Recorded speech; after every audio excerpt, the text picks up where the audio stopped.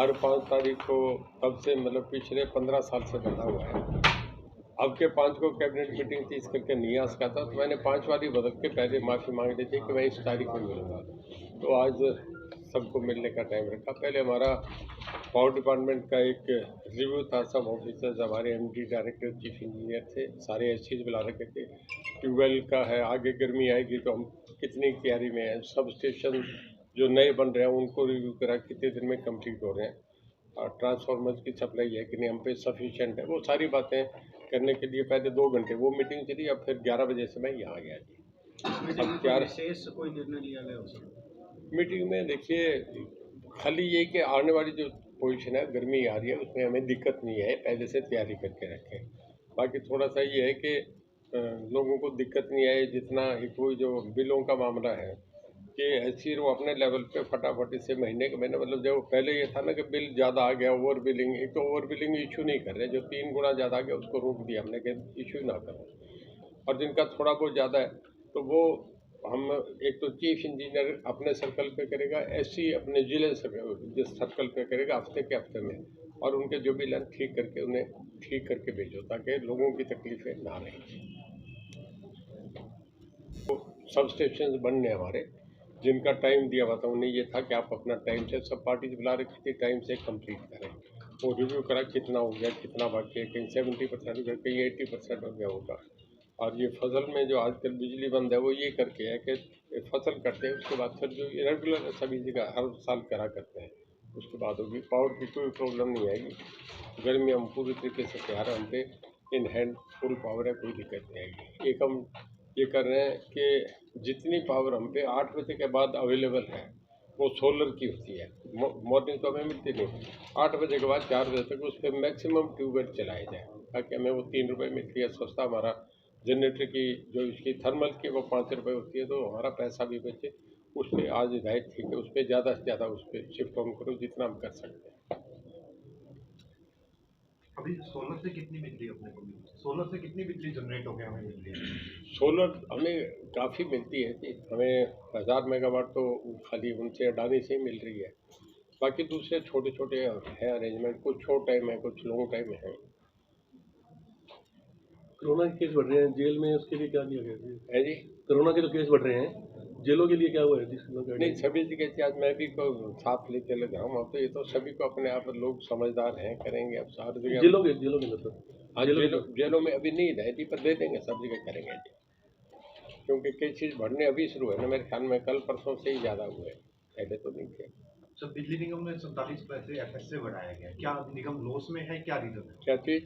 47 पैसे एफएस से fuel surcharge जो बढ़ा। ऐसा है, हमने 8 साल में कहीं आज तक नहीं बना। देखिए, प्रॉपर्टी के रेट बढ़े, आपके डीजल के रेट बढ़े, हर चीज़ के बाज़ार में आप कोई भी डोमेस्टिक चीज़ लेंगे उसकी हर चीज़ के रेट बढ़ रहे हैं, पर उसके बाद भी जो जनरल कमोडिटीज़ की चीज़ें उनके भी रेट बढ़े, हमने बढ़ाए नहीं। ये 45 पैसे बहुत माइनर से हैं, ये कोई नहीं, कई बार हमें भी डिपार्टमेंट करना पड़ता है। क्या बिजली निगम प्रॉफिट में है या प्रॉफिट में है बिजली निगम? बिजली विभाग हमारा प्रॉफिट में है, अभी भी प्रॉफिट में है। 2018 से पहले के जो ट्यूबवेल कनेक्शन को लेकर आज भी आपके पास जो हाँ, शिकायत मैं आई आपसे तो बताऊँ, उसको लेकर 2018 के ट्यूबवेल कनेक्शन तकरीबन हमने कर दिए, मेरे ख्याल में मुश्किल से 3 या 4% रहे हैं। उसमें भी कारण है कि कई जगह तो आपस में भाइयों का झगड़ा है, अब वो कोर्ट में लिटिगेशन में चलेगी केसेस। कई जगह ये है कि वो कहते हैं जी अभी फसल कट जाए उसके बाद करें, उसने खुद मालिक ने कह दिया कि मेरे 10 दिन ठहर के लगा दें। मेरे ख्याल में सारे जितने कनेक्शन थे उसमें बाकी जो है वो सारे कोई 500 के करीब केसेज हैं, जो आप समझो कि उनमें कुछ तो इस चक्कर के रुपये 182 तो ऐसे हैं जिनमें उन गाँव में वो नहीं जाने देते, तो वो करके भी है, तो बाकी नहीं है ऐसा। ज़्यादातर शिकायतें जो आप सुन रहे थे वो अधिकारियों के या कर्मचारियों के व्यवहार के कारण थी, तो क्या ऐसा भी आपको इंस्ट्रक्शन जारी करेंगे कि लोगों से अच्छा व्यवहार करें? नहीं, ये तो हर बार आपके सामने देखने में कह के जाता हूँ, बात ठीक है कि थोड़ा सा व्यवहार भी सबको चेंज करना पड़ेगा। फ़र्क आ रहा है, लोग भी समझदार हो गए, लोग भी अपने अधिकार को समझने लगे, वो भी ऑफिसर कन्विंस हो जाते हैं कि हमें इनके साथ ठीक रहना पड़ेगा। अब वो डराने वाली बातें नहीं रही, पब्लिक भी समझदार होगी और ऑफिसर्स भी अब उतने नहीं है कि वो रफ और टफ रहे। 18 के बाद के जो कनेक्शन आवेदन किया ट्यूबवेल के वो कब से रिलीज कर रहे हैं? 2018 से पहले वाले मैंने बताया ना कि तकरीबन हमारे हो गए। अब जो उसके बाद के जो आए हैं उसके लिए हम अब एक क्राइटेरिया तय कर रहे हैं कि एक तो ये व्यू आ रहा है कि हम पैसा लें काउंटर पे और उन लोगों को कहें हमारी 8 अप्रूव्ड मोटर्स हैं, ये मोटर तुम लेके जाओ अपने आप लगा लो, हमारा जेई रेजिड्यू अप्रूव कर देगा कि ये था कि लोगों का जल्दी मेरे घर में 1,14,000 के करीब आए हैं। उसके लिए क्योंकि पहले वाले हमारे हो गए, अब उसके लिए मॉडलिटी तय करके हम जल्दी से जल्दी देना चाह रहे हैं। बहुत लोग ऐसे हुए जैसे पहले लोगों ने अप्लाई करा, बहुत लोग शिफ्ट कर गए उस पर चले गए सोलर पे। सोलर पे हम सबसे ज़्यादा पॉपुलर करने जा रहे हैं। उस पर ये हो गया कि आप ये समझो कि 35-30% तो सेंट्रल गवर्नमेंट सब्सिडी देती है, 45% हम दे रहे हैं, 75% सब्सिडी मिलती है, तो फार्मर्स को 25% पे आता है। वो जिसके 10 एकड़ तक की ज़मीन है उसका उससे बहुत बढ़िया काम चल जाता है, वो उसी पे जा रहे हैं। तो एपी फीडर्स को भी सोलर पे कन्वर्ट कर हमारा जो पिछली बार जो था, मैं आपसे बताऊं, सोलर अब तक हमने 41,000 से ज़्यादा दे दिया, हमारा 1 लाख का टारगेट है। अभी भी सोलर मामले में कुसुम योजना में हम पूरे देश में राजस्थान के बाद नंबर 2 पे चल रहे हैं। सबसे ज़्यादा हम हमारे पॉपुलर है, सबसे ज़्यादा हम कर रहे हैं। लोगों का बहुत जैसे ही पोर्टल खुलते हैं लाइन लग जाती है सोलर पे। सर, लोगों की बड़ी जिज्ञासा है आपके चुनावों के लिए कि अगला चुनाव आप इंडिपेंडेंट ही लड़ेंगे या किसी पार्टी के साथ लड़ेंगे? देखिए वो तो मौके पे उगाऊंगा। अब तो मैं 5 साल के लिए बीजेपी से कमिटेड हूँ, कह के आया था, अनकंडीशनल आया था, मेरी कोई कंडीशन ही नहीं है। वो कुछ कंडीशन लगाई वो उनकी मर्जी, मेरी कोई कंडीशन नहीं है। मैं पार्टी के साथ हूँ, सिंसियरली साथ हूँ, पूरे तरीके से काम कर रहे हूँ। पार्टी के टिकट ले सकते हैं? ये पार्टी का काम है, जब ऐसी स्टेज आएगी तब देख लेंगे। मुझे वो ऑफर करेंगे तो मैं जाऊँगा, ये तब की बातें हैं, तब करेंगे तो आपको बुला के कह देंगे आज ये हो गया। चुनाव कहाँ से लड़ने की इच्छा है? देखिए अभी तक तो यही है कि मैं मेरी असेंबली से लड़ूँ, बाकी हालात से कब क्या लोकसभा लड़ना पड़े नहीं पड़ना ये तब की समय पे डिपेंड करता है। राजनीति संभावना का खेल है, कब क्या हो जाए तभी देखने की बात है। तो संभावनाएं आगे क्या बन सकती है? इनेलो कांग्रेस का भी कह रहे हैं, संभावना ये है कि मोदी जी BJP रिपीट करेंगे, सेंटर में भी करेंगे, यहाँ भी करेंगे, ये हमारा मानना है। सरकार तो बीजेपी की बनेगी, दूसरी पार्टी कहीं रेस में नहीं है, कहीं कोई ना स्टेट में। ये मैं साउथ का नहीं कह सकता वहाँ क्या हालात रहेंगे, मैं यहाँ का कह रहा हूँ। हरियाणा में बीजेपी पहले भी आई, दोबारा भी फिर बीजेपी आएगी, और सेंटर में तो मेरा ये मानना है कि पहले से ज़्यादा सीट्स लेके आएगी। कांग्रेस के जो हालात चल रहे हैं आपके उड़ीसा में, बंगाल में, साउथ में बहुत बढ़ेगी। कांग्रेस के जो हालात चल रहे हैं उसके ऊपर आप देखिए कांग्रेस का ऐसा है कि अब वो रेस में तो है नहीं कि वो कॉम्पिटेटिव थे या सामने रेस में कहीं थी। अब उन्हें ये हो रहा है कि उधर नीतीश कुमार के उनके पोस्ट लग रहे शुरू हो गए, ममता बनर्जी उन्हें नहीं मान रही, अपोजिशन की अभी भी वो होच पोच की स्थिति है, तो फिर लोग वापस वहीं आ जाते हैं जहाँ स्टेबिलिटी दिखती है।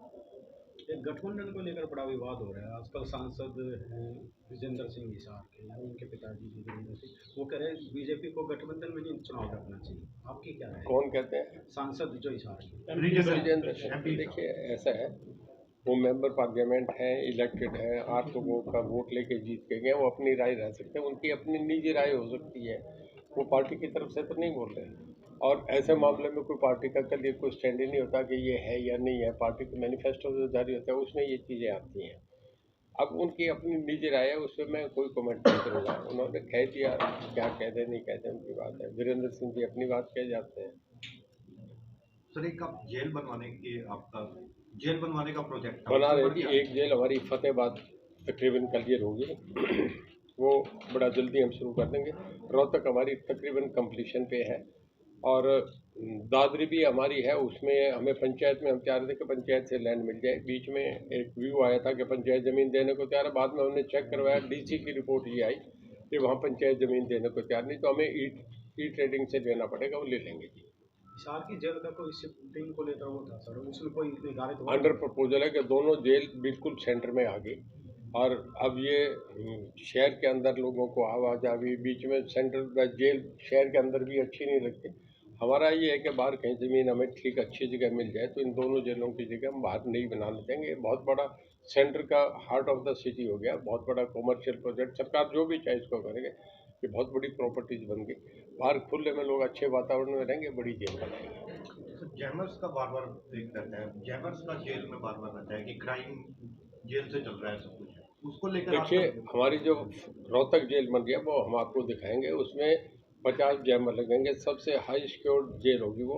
उसमें 3 टायर सिक्योरिटी होगी, हमारी अपनी स्टेट लेवल की होगी, उसमें सीआरपी आईटीबीपी वो भी रहेगी, और उसमें ताकि कोई आदमी, सब जितने हार्ड क्रिमिनल्स है उसमें रहेंगे, हमारे पास कश्मीर के डेटूज है वो रहेंगे, तो वो जेल हमारी अब तक मैं समझता हूँ कि नॉर्दर्न इंडिया में एक मॉडल होगी, बहुत बढ़िया जेल होगी।